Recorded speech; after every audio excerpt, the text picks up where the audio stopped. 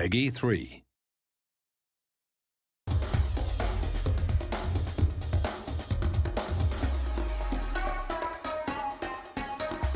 think there was a lot of limitations in our old collision system. It was very good, but it didn't allow us to do some things that were quite difficult. So a lot of times in FIFA 11, you'd get a situation where maybe two players are running into one another, and because there's a lot of contacts between those two players, with the old system we had to pick one contact, which meant that we'd get a collision animation that did a great job of showing you that there was a collision, something happened, but maybe didn't take into account every little detail.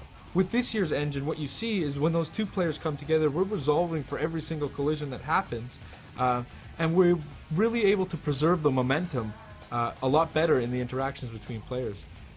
This looks fantastic when you get into the replay camera and you see all of the limbs and the parts bending and contorting as you would expect them to, like you would see on real-world TV. But it also translates into the telecam, where you really feel the difference of the game and you really feel that preservation of momentum. Another benefit that we get is we resolve a lot of our clipping issues in the game this year. In last year's system, we didn't actually account for arm collisions at all, and you couldn't really tell in the telecam, but if you went into replay, you would notice that arms could sometimes clip through a shoulder or clip through a back of your opponents. Well, this year we're resolving every single collision on every single limb of the players when they interact, and the results are quite astounding. One, you don't actually get the level of clipping that you got in last year's game, but two, you get tons of variety.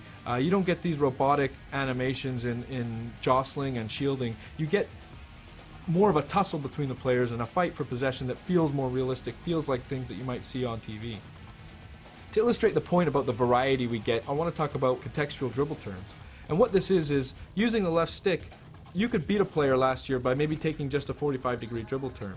But sometimes when you would do that, maybe you'd knock the ball by him and that player would stick out a leg trying to tackle you or really be in the way of where you're trying to go after the ball has passed him.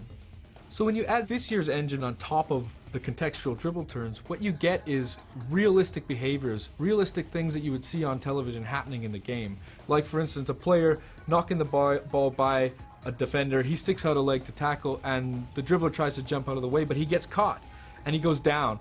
But the way he's trying to jump out of the tackle and the way that his legs bend because he's been caught, it creates another level of variety that we just wouldn't have had in the game last year.